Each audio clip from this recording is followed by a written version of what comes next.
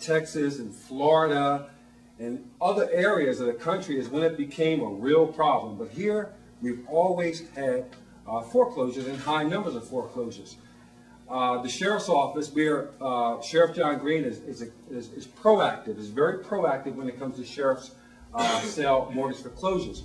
Back in 2003, the sheriff, along with a lot of housing counselors and community groups, got together and forced the courts to impose a one-year moratorium on foreclosures.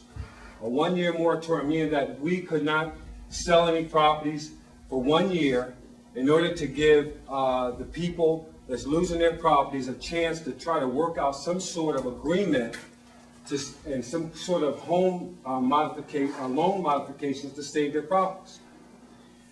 Back in 2008, April of 2008, we received words from the housing counselors, some members of city council, that hey,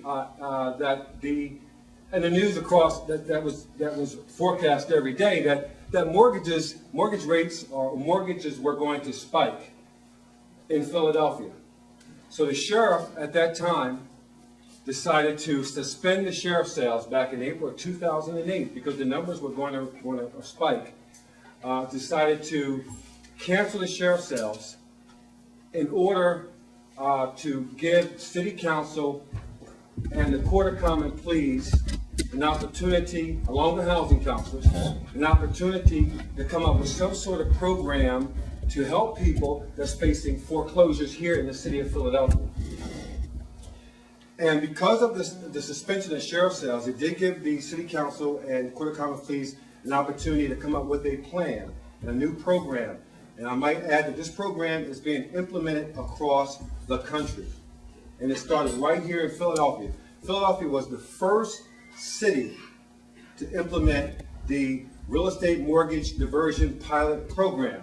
We call it the diversion program, which simply means that if you are facing foreclosure but have not received an actual notice of foreclosure, you can contact a housing counselor.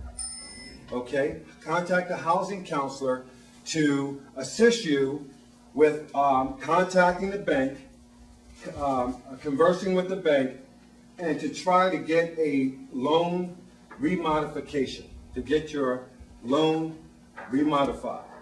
Okay?